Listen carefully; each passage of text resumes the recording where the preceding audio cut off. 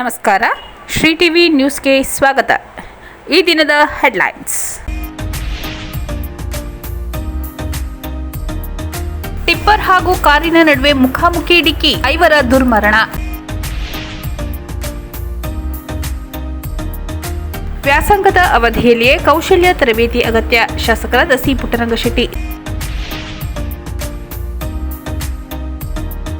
ಮಲೆ ಮಹದೇಶ್ವರ ಬೆಟ್ಟದಲ್ಲಿ ವಿಜೃಂಭಣೆಯಿಂದ ಜರುಗಿದ ಶಿವರಾತ್ರಿ ಮಹಾರಥೋತ್ಸವ.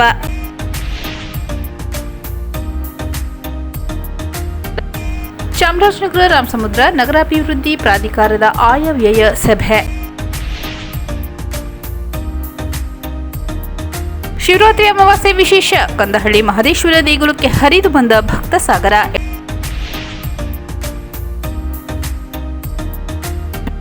ಚಾಮರಾಜನಗರ ನಗರಸಭೆಯಲ್ಲಿ ಬಿ ಖಾತಾ ಆಂದೋಲನ ಯಶಸ್ವಿ ನಿರ್ವಹಣೆಗೆ ಸಭೆ. ಅಂಗನವಾಡಿ ಮಕ್ಕಳ ಪ್ರಾಣದ ಜೊತೆ ಚೆಲ್ಲಾಟವಾಡುತ್ತಿರುವ ನಗರಸಭೆ.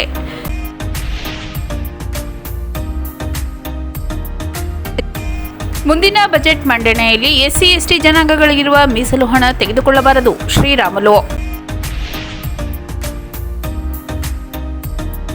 ಯರಗಂಬಳ್ಳಿ ಗ್ರಾಮ ಪಂಚಾಯಿತಿಯ ಪ್ರಭಾರ ಅಧ್ಯಕ್ಷರಾಗಿ ಶಾಂತಮ್ಮ ಆಯ್ಕೆ.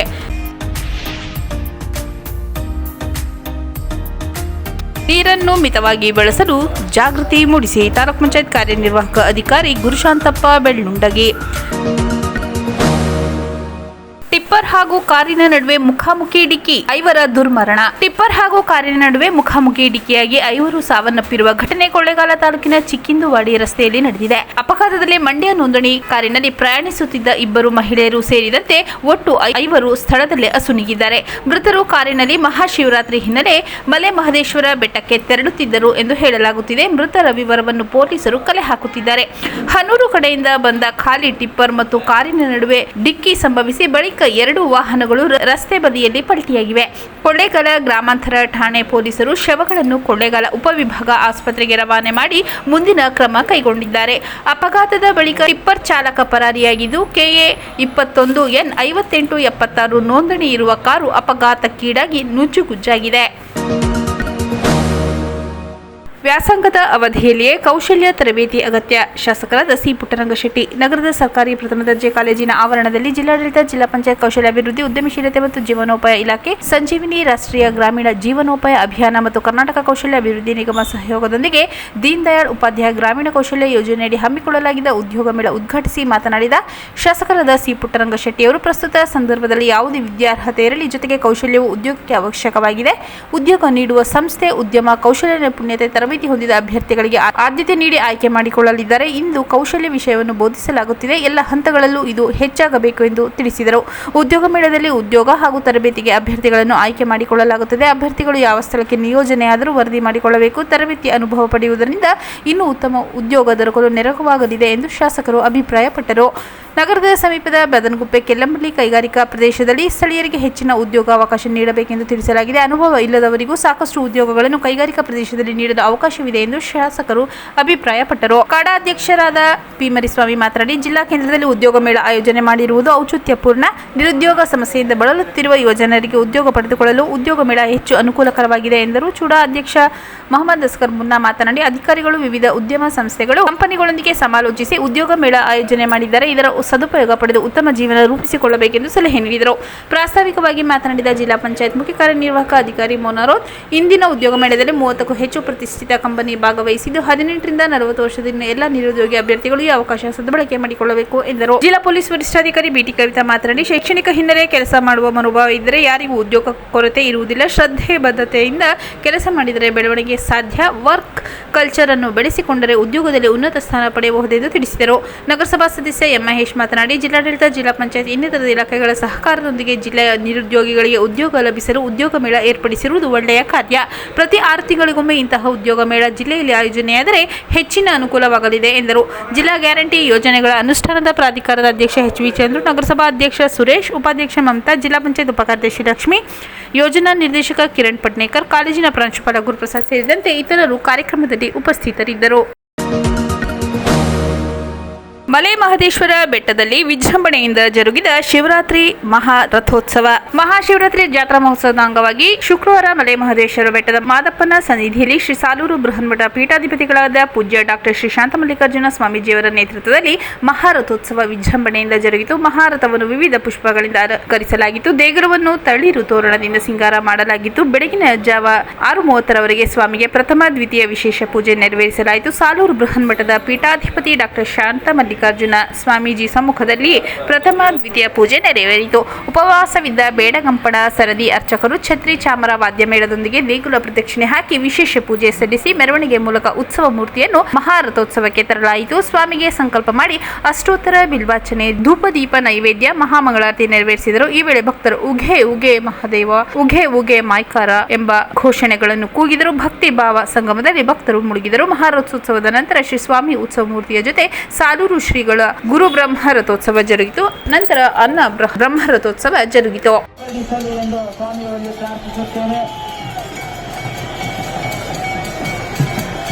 ನೋಡಿ ಮಹಾಮಂಗಳಾರತಿ ಆಗ್ತಾಯಿದೆ. ಮಲೆ ಮಹದೇಶ್ವರ ಸ್ವಾಮಿಯವರಿಗೆ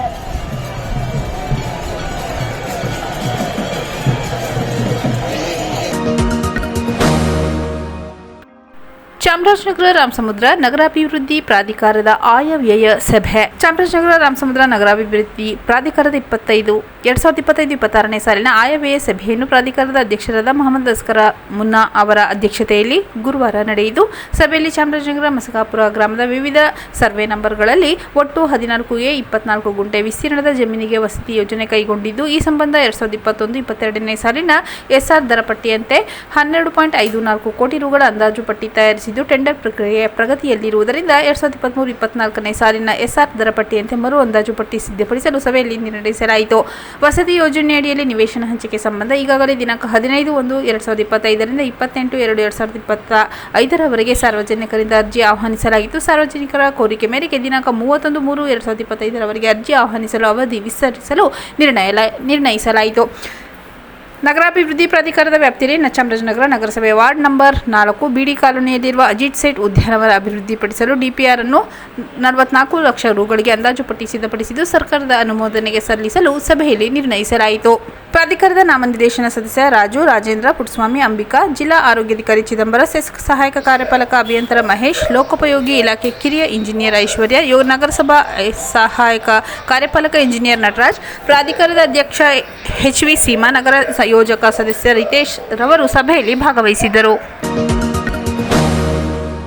ಶಿವರಾತ್ರಿ ಅಮಾವಾಸ್ಯೆ ವಿಶೇಷ. ಕಂದಹಳ್ಳಿ ಮಹದೇಶ್ವರ ದೇಗುಲಕ್ಕೆ ಹರಿದು ಬಂದ ಭಕ್ತ ಸಾಗರ. ಯಳಂದೂರು ತಾಲೂಕಿನ ಸುವರ್ಣವತಿ ನದಿ ದಡದಲ್ಲಿರುವ ಕಂದಹಳ್ಳಿ ಮಹದೇಶ್ವರ ದೇಗುಲಕ್ಕೆ ಶಿವರಾತ್ರಿ ನಂತರದ ಅಮಾವಾಸ್ಯೆ ದಿನವಾದ ಶುಕ್ರವಾರ ಸಾವಿರಾರು ಭಕ್ತರು ಆಗಮಿಸಿ ದೇವರ ದರ್ಶನ ಪಡೆದರು. ಮಹದೇಶ್ವರ ಉತ್ತರದಿಂದ ಕತ್ತಲ ರಾಜ್ಯಕ್ಕೆ ತೆರಳುತ್ತಿದ್ದ ವೇಳೆ ಯಳಂದೂರಿನಲ್ಲಿರುವ ಕಾರಪುರ ವಿರಕ್ತ ಮಠಕ್ಕೆ ಭೇಟಿ ನೀಡಿ ಇಲ್ಲಿನ ಪ್ರಕೃತಿ ಸೌಂದರ್ಯಕ್ಕೆ ಮನಸೋತಿದ್ದರು. ನಂತರ ಸಮೀಪದಲ್ಲಿರುವ ಸುವರ್ಣವತಿ ನದಿ ದಡದಲ್ಲಿ ಧ್ಯಾನ ಮಾಡಿ ಇಲ್ಲಿದ್ದವರಿಗೆ ಲಿಂಗೈಕ್ಯ ಪೂಜೆ ಸಲ್ಲಿಸಿದರೆಂಬ ನಂಬಿಕೆ ಇದೆ. ಇದಕ್ಕೆ ಸಾಕಷ್ಟು ಸಾಕ್ಷಿ ಇಲ್ಲಿದ್ದು, ಹಾಗಾಗಿ ಇಲ್ಲಿ ಪ್ರತಿ ಅಮಾವಾಸ್ಯೆ ಎಂದು ವಿಶೇಷ ಪೂಜೆ ಹಮ್ಮಿಕೊಳ್ಳಲಾಗುತ್ತದೆ. ಅಲ್ಲದೆ ಪ್ರತಿ ವರ್ಷ ಭೀಮನ ಅಮಾವಾಸ್ಯೆಯಲ್ಲಿ ಇಲ್ಲಿ ಭಕ್ತರ ದಂಡು ನೆರೆಯುತ್ತದೆ. ಪ್ರತಿ ಅಮಾವಾಸ್ಯೆಗೆ ಬರುವ ಭಕ್ತರಿಗೆ ದೇಗುಲದ ಮುಂಭಾಗದಲ್ಲಿರುವ 100 ವರ್ಷಗಳ ಪುರಾತನ ಬೀಳಲು ಬಿಟ್ಟಿರುವ ಮರಗಳ ಕೆಳಗೆ ಅಮಾವಾಸ್ಯೆ ಹಿನ್ನೆಲೆಯಲ್ಲಿ ಭಕ್ತರಿಗೆ ಅನ್ನ ಸಂತರ್ಪಣೆ ಮಾಡಲಾಯಿತು. ಈ ದೇವಾಲಯದ ಆಡಳಿತ ಮಂಡಳಿಯು ಪ್ರತಿ ಅಮಾವಾಸ್ಯೆಯಲ್ಲಿ ಬರುವ ಭಕ್ತರಿಗೆ ಪ್ರಸಾದ ವ್ಯವಸ್ಥೆ ಮಾಡುವ ಪರಿಪಾಠವಿದೆ.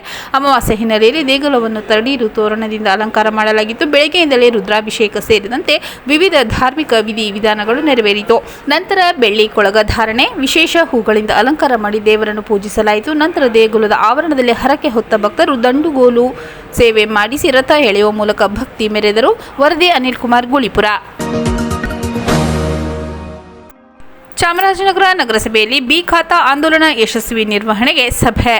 ಚಾಮರಾಜನಗರ ನಗರಸಭೆ ವ್ಯಾಪ್ತಿಯಲ್ಲಿ ಸರ್ಕಾರದ ಆದೇಶದಂತೆ ಬಿ ಖಾತಾ ಆಂದೋಲನವನ್ನು 3 ತಿಂಗಳಲ್ಲಿ ಯಶಸ್ವಿಯಾಗಿ ನಿರ್ವಹಿಸುವ ಸಂಬಂಧ ಸಭೆ ನಡೆಯಿತು. ನಗರಸಭಾಧ್ಯಕ್ಷ ಎಸ್ ಸುರೇಶ್, ಉಪಾಧ್ಯಕ್ಷೆ ಮಮತಾ ಹಾಗೂ ನಗರಸಭಾ ಸದಸ್ಯರು, ಪೌರಾಯುಕ್ತ SV ರಾಮದಾಸ್ ಸಮ್ಮುಖದಲ್ಲಿ ನಗರಸಭೆ ಕಚೇರಿಯಲ್ಲಿ ಸಭೆ ನಡೆಯಿತು. ನಗರಸಭಾ ಸದಸ್ಯರಿಗೆ ಬಿ ಖಾತೆ ಆಂದೋಲನದ ಬಗ್ಗೆ ಮಾಹಿತಿ ನೀಡಲಾಯಿತು. ಆಂದೋಲನವನ್ನು ಯಶಸ್ವಿಗೊಳಿಸಲು ಸಹಕರಿಸಲು ಕೋರಲಾಯಿತು. ಬಿ ಖಾತೆ ಮಾಡುವುದರಿಂದ ನಗರಸಭೆಗೆ ಆದಾಯ ಬರುವುದಲ್ಲದೆ ಮುಂದೆ ಅನಧಿಕೃತ ಬಡಾವಣೆಗಳು ತಲೆ ಎತ್ತದಂತೆ ಮಾಡಬಹುದು. ಈಗಾಗಲೇ ಎಲ್ಲ ಬಡಾವಣೆಗಳಿಗೆ ಮೂಲಭೂತ ಸೌಕರ್ಯ ಬಹುತೇಕ ಒದಗಿಸಲಾಗಿದ್ದು, ಸಾರ್ವಜನಿಕರು ಬಿ ಖಾತೆ ಆಂದೋಲನ ಸದುಪಯೋಗಪಡಿಸಿಕೊಂಡು ಬಿ ಖಾತೆ ಪಡೆಯಲು ಅವಶ್ಯಕತೆ ಇರುವ 10 ದಾಖಲಾತಿಗಳನ್ನು ನೀಡಿ ಪಡೆಯಬಹುದು. ಇದಕ್ಕಾಗಿ ನಗರಸಭಾ ಕಚೇರಿಯಲ್ಲಿ 3 ಕೌಂಟರ್ಗಳ ವ್ಯವಸ್ಥೆ ಮಾಡಲಾಗಿದೆ. ಇದಕ್ಕೆ ಎಲ್ಲರೂ ಸಹಕರಿಸಬೇಕೆಂದು ಸಭೆಯಲ್ಲಿ ಅಧ್ಯಕ್ಷರು, ಉಪಾಧ್ಯಕ್ಷರು, ಸದಸ್ಯರು ಸಾರ್ವಜನಿಕರಲ್ಲಿ ಮನವಿ ಮಾಡಿದರು. ಅಂಗನವಾಡಿ ಮಕ್ಕಳ ಪ್ರಾಣದ ಜೊತೆ ಚೆಲ್ಲಾಟವಾಡುತ್ತಿರುವ ನಗರಸಭೆಯ 8ನೇ ವಾರ್ಡಿಗೆ ವ್ಯಾಪ್ತಿಗೆ ಬರುವ ಪುರಾತನ ಕಾಲದ ಪ್ರಸಿದ್ಧವಾಗಿರುವ ದೊಡ್ಡ ಕೊಳದ ಗಣಪತಿ ದೇವಸ್ಥಾನದ ಪಕ್ಕದಲ್ಲಿರುವ ಅಂಗನವಾಡಿ ಕೇಂದ್ರ 3 ತಿಂಗಳಿಂದ ಚರಂಡಿ ನಿರ್ಮಾಣ ಮಾಡದೆ ಗುಂಡಿ ತೆಗೆದು ಇಲ್ಲಿ ವಿದ್ಯುತ್ ವೈರು ಕಾಣುತ್ತಿದೆ. ದಿನನಿತ್ಯ ಇಲ್ಲಿ ಸಾರ್ವಜನಿಕರು ಅಂಗನವಾಡಿಯ ಮಕ್ಕಳು ತಿರುಗಾಟ ಮಾಡುತ್ತಿದ್ದಾರೆ. ಒಂದು ವೇಳೆ ಅಪಾಯವಿದ್ದರೆ ಇದಕ್ಕೆ ನಗರಸಭೆ ಹಾಗೂ ಈ ಭಾಗದ ನಗರಸಭಾ ಸದಸ್ಯರು ಹಾಗೂ ಗುತ್ತಿಗೆದಾರರೇ ಕಾರಣವಾಗುತ್ತಾರೆ ಎಂದು ಸಾರ್ವಜನಿಕರು ಆಕ್ರೋಶ ಹೊರಪಡಿಸಿದ್ದಾರೆ. ನಾಗೇಶ್ ಎಂಬುವರು ಮಾತನಾಡಿ, ಕಳೆದ 3 ತಿಂಗಳಿಂದ ಈ ಕಾಮಗಾರಿ ಪೂರ್ಣಗೊಂಡಿಲ್ಲ. ಇಲ್ಲಿ ಚರಂಡಿ ಅವಶ್ಯಕತೆ ಇಲ್ಲ, ಆದರೂ ಕಾಮಗಾರಿ ಮಾಡುತ್ತಿದ್ದಾರೆ. ಆದರೂ ಸಹ ಇದು ನಿರ್ಮಾಣವಾಗಿಲ್ಲ. ಈ ಬಗ್ಗೆ ನಗರಸಭಾ ಸದಸ್ಯರು ಮೌನ ವಹಿಸಿದ್ದಾರೆ. ನಗರಸಭೆ ಇಂಜಿನಿಯರ್ ಗಮನಕ್ಕೆ ತಂದರೂ ಯಾವುದೇ ಪ್ರಯೋಜನವಾಗಿಲ್ಲ. ನಗರಸಭಾ ಅಧ್ಯಕ್ಷರು, ಉಪಾಧ್ಯಕ್ಷರು, ನಗರಸಭಾ ಆಯುಕ್ತರು ಇತ್ತ ಕಡೆ ಗಮನ ಹರಿಸಿ ಕೂಡಲೇ ಅಂಗನವಾಡಿ ಮಕ್ಕಳಿಗೆ ಹಾಗೂ ಸಾರ್ವಜನಿಕರಿಗೆ ಅವಕಾಶ ಕಲ್ಪಿಸಬೇಕೆಂಬುದು ಇವರ ಒತ್ತಾಯ. ಮಾನ್ಯ ಜಿಲ್ಲಾಧಿಕಾರಿಗಳು ಈ ಬಗ್ಗೆ ಗಮನ ಹರಿಸಬೇಕೆಂದು ದೇವಸ್ಥಾನಕ್ಕೆ ಆಗಮಿಸುವ ಭಕ್ತರು ಮನವಿ ಮಾಡಿದ್ದಾರೆ. ಇಲ್ಲಿ ಹಲವಾರು ದೇವಸ್ಥಾನಗಳಿದ್ದು ದಿನನಿತ್ಯ ನೂರಾರು ಭಕ್ತರು ಹಾಗೂ ಶಾಲಾ ಕಾಲೇಜುಗಳಿಗೆ ಹೋಗುವ ವಿದ್ಯಾರ್ಥಿಗಳು, ಹಿರಿಯ ನಾಗರಿಕರು ತಿರುಗಾಟ ನಡೆಸಿದರು ಹಾಗೂ ತುಂಬಾ ತೊಂದರೆಯಾಗುತ್ತಿದೆ. ಈ ಭಾಗದ ಶಾಸಕರು ಗಮನ ಹರಿಸುವರೇ ಎಂಬುದು ಸಾರ್ವಜನಿಕರ ಪ್ರಶ್ನೆಯಾಗಿದೆ.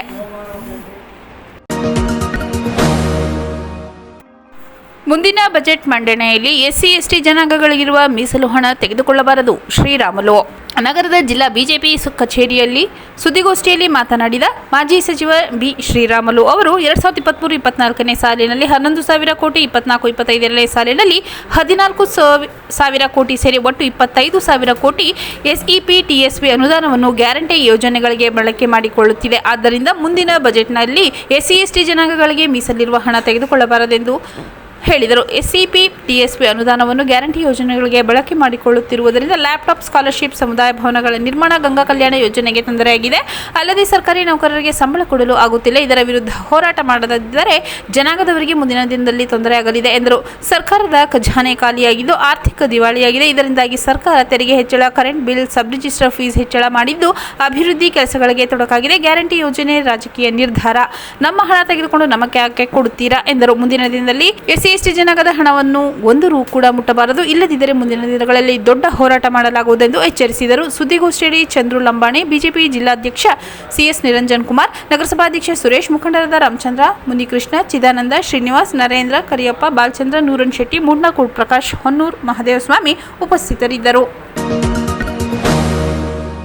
ಯರಗಂಬಳ್ಳಿ ಗ್ರಾಮ ಪಂಚಾಯಿತಿಯ ಪ್ರಭಾರ ಅಧ್ಯಕ್ಷರಾಗಿ ಶಾಂತಮ್ಮ ಆಯ್ಕೆ. ಯರಗಂಬಳ್ಳಿ ಗ್ರಾಮ ಪಂಚಾಯಿತಿ ಪ್ರಭಾರ ಅಧ್ಯಕ್ಷರಾಗಿ ಶಾಂತಮ್ಮ ಶುಕ್ರವಾರ ಆಯ್ಕೆಯಾದರು. ಒಟ್ಟು 14 ಸದಸ್ಯರಿರುವ ಈ ಪಂಚಾಯಿತಿಗೆ ಅಧ್ಯಕ್ಷರಾಗಿದ್ದ ಭಾಗ್ಯಮ್ಮ ಅವರ ವಿರುದ್ಧ ಫೆಬ್ರವರಿ 24ರಂದು 13 ಸದಸ್ಯರು ಅವಿಶ್ವಾಸ ತಂದಿದ್ದರು. ಇವರನ್ನು ಅಧ್ಯಕ್ಷ ಸ್ಥಾನದಿಂದ ಪದಚ್ಯುತಿಗೊಳಿಸಲಾಗಿತ್ತು. ಈ ಹಿನ್ನೆಲೆಯಲ್ಲಿ ತೆರವಾಗಿದ್ದ ಅಧ್ಯಕ್ಷ ಸ್ಥಾನಕ್ಕೆ ಉಪಾಧ್ಯಕ್ಷರಾಗಿದ್ದ ಶಾಂತಮ್ಮ ಅವರನ್ನು ಪ್ರಭಾರ ಅಧ್ಯಕ್ಷರಾಗಿ ಆಯ್ಕೆ ಮಾಡಲಾಯಿತು. ಈ ಸಂದರ್ಭದಲ್ಲಿ ಪಿಡಿಒ ಮಂಜುನಾಥ್, ಸದಸ್ಯರಾದ ಡಿಸಿ ಬಾಬು, ಶೋಭಾ, ಮಹೇಶ್, ಸುದ್ರಾಜ್, ಮಲ್ಲಿಕಾರ್ಜುನ ಸ್ವಾಮಿ, ಮಹದೇವಮ್ಮ, ಸವಿತಾ, ನಿಂಗರಾಜ್, ಶೀಲಮ್ಮ, ಮಹದೇವಮ್ಮ, ಸುಧಾ, ಮುಖಂಡರಾದ ಸೋಮಣ್ಣ, ಮಲ್ಲಪ್ಪ ಸೇರಿದಂತೆ ಇತರರು ಹಾಜರಿದ್ದರು. ನೀರನ್ನು ಮಿತವಾಗಿ ಬಳಸಲು ಜಾಗೃತಿ ಮೂಡಿಸಿ ತಾಲೂಕು ಪಂಚಾಯತ್ ಕಾರ್ಯನಿರ್ವಾಹಕ ಅಧಿಕಾರಿ ಗುರುಶಾಂತಪ್ಪ ಬೆಳ್ಳುಂಡಗಿ. ಕೊಳ್ಳೇಗಾಲ ತಾಲೂಕು ಪಂಚಾಯಿತಿ ಸಭಾಂಗಣದಲ್ಲಿ ಗುರುವಾರ ಜಿಲ್ಲಾ ಪಂಚಾಯತ್ ಗ್ರಾಮೀಣ ಕುಡಿಯುವ ನೀರು ನೈರ್ಮಲ್ಯ ವಿಭಾಗ ಅನುಷ್ಠಾನ ಬೆಂಬಲ ಸಂಸ್ಥೆ ಕರ್ಟ್ಸ್ ರವರ ಸಂಯುಕ್ತಾಶ್ರಯದಲ್ಲಿ ಜೆಜೆಎಂ ಮತ್ತು ಎಸ್ಬಿಎಂ ಯೋಜನೆಯ ಐಇಸಿ ಹಾಗೂ ಎಚ್ಆರ್ಡಿ ಕಾರ್ಯಕ್ರಮದಡಿಯಲ್ಲಿ ಹಮ್ಮಿಕೊಳ್ಳಲಾಗಿದ್ದ ತಾಲೂಕು ಮಟ್ಟದ ವಾಶ್ ಕಾರ್ಯಾಗಾರವನ್ನು ಉದ್ಘಾಟಿಸಿ ಮಾತನಾಡಿದ ಕೊಳ್ಳೇಗಾಲ ತಾಲೂಕು ಕಾರ್ಯನಿರ್ವಾಹಕ ಅಧಿಕಾರಿ ಗುರುಶಾಂತಪ್ಪ ಬೆಳ್ಳುಂಡಗಿ ಅವರು ಮಾತನಾಡಿದರು. ಶುದ್ಧ ಕುಡಿಯುವ ನೀರು ಪ್ರತಿಯೊಬ್ಬರಿಗೂ ಅವಶ್ಯಕ. ಹೀಗಾಗಿ ನೀರಿನ ಮೂಲಗಳ ಬಗ್ಗೆ ಮುನ್ನೆಚ್ಚರಿಕೆ ಕ್ರಮ ವಹಿಸಬೇಕು. ಆಯಾ ಪಂಚಾಯಿತಿ ವ್ಯಾಪ್ತಿಯಲ್ಲಿ ಬರುವ ನೀರಿನ ಸ್ಥಾವರ ತೊಂಬೆ ಶುಚಿಗೊಳಿಸಬೇಕು. ನೀರಿನ ಸರಬರಾಜು ಪೈಪ್ಲೈನ್ ಸೋರಿಕೆ ಆಗುವುದನ್ನು ತಡೆಗಟ್ಟಬೇಕು. ಗ್ರಾಮ ಪಂಚಾಯಿತಿ ಅಧ್ಯಕ್ಷರು ಹಾಗೂ ಪಿಡಿಒಗಳು ಜೆಜೆಎಂ ಯೋಜನೆ ಅನುಷ್ಠಾನ ಸಂಬಂಧ ಮತ್ತು ಮೇಲ್ವಿಚಾರಣೆ ಮಾಡುವುದರಿಂದ ಯೋಜನೆ ಯಶಸ್ವಿಯಾಗಲಿದೆ ಎಂದರು. ರಾಜ್ಯ ಸಂಪನ್ಮೂಲ ವ್ಯಕ್ತಿಯಾದ ರತ್ನಶ್ರೀ ಪುರಸ್ಕೃತ ಜೋಸೆಫ್ ಜಿಎಂ ರೆಬೆಲ್ಲೋ ಅವರು ಗ್ರಾಮ ನೀರು ಮತ್ತು ನೈರ್ಮಲ್ಯ ಸಮಿತಿ ರಾಜ್ಯ ಸಂಪನ್ಮೂಲ ವ್ಯಕ್ತಿಯಾದ ರತ್ನಶ್ರೀ ಪುರಸ್ಕೃತ ಜೋಸೆಫ್ ಜಿಎಂ ರೆಬೆಲ್ಲೋ ಅವರು ಗ್ರಾಮ ನೀರು ಮತ್ತು ನೈರ್ಮಲ್ಯ ಸಮಿತಿ ನೀರಿನ ಪೂರೈಕೆ ಜವಾಬ್ದಾರಿ, ದ್ರವತ್ಯಾಜ್ಯ ನಿರ್ವಹಣೆ, ಕಾರ್ಯಾಚರಣೆ, ನೀರಿನ ಮಹತ್ವ, ಶುಚಿತ್ವ, ಮಳೆ ನೀರು ಕೊಯ್ಲು, ವೈಯಕ್ತಿಕ ಇಂಗುಗುಂಡಿ, ಜಲ ಮರುಪೂರಣದ ಬಗ್ಗೆ ತಿಳಿಸಿದರು.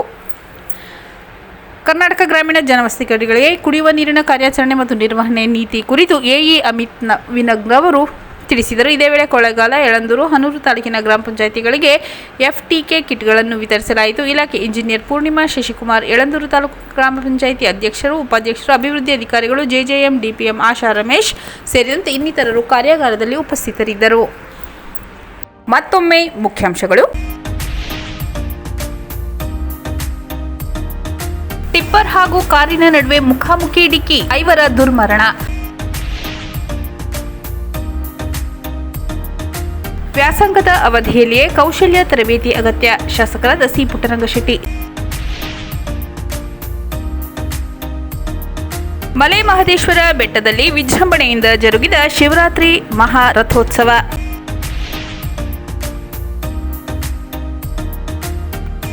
ಚಾಮರಾಜನಗರ ರಾಮಸಮುದ್ರ ನಗರಾಭಿವೃದ್ಧಿ ಪ್ರಾಧಿಕಾರದ ಆಯವ್ಯಯ ಸಭೆ. ಶಿವರಾತ್ರಿ ಅಮಾವಾಸ್ಯೆ ವಿಶೇಷ. ಕಂದಹಳ್ಳಿ ಮಹದೇಶ್ವರ ದೇಗುಲಕ್ಕೆ ಹರಿದು ಬಂದ ಭಕ್ತ ಸಾಗರ.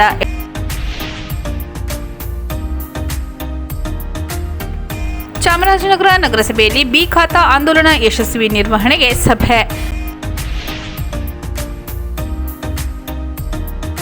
ಅಂಗನವಾಡಿ ಮಕ್ಕಳ ಪ್ರಾಣದ ಜೊತೆ ಚೆಲ್ಲಾಟವಾಡುತ್ತಿರುವ ನಗರಸಭೆ.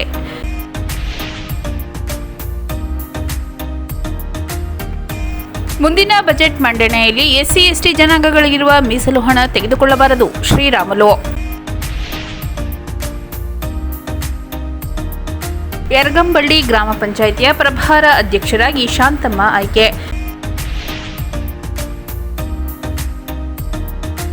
ನೀರನ್ನು ಮಿತವಾಗಿ ಬಳಸಲು ಜಾಗೃತಿ ಮೂಡಿಸಿ ತಾಲೂಕು ಪಂಚಾಯತ್ ಕಾರ್ಯನಿರ್ವಾಹಕ ಅಧಿಕಾರಿ ಗುರುಶಾಂತಪ್ಪ ಬೆಳ್ಳುಂಡಗಿ.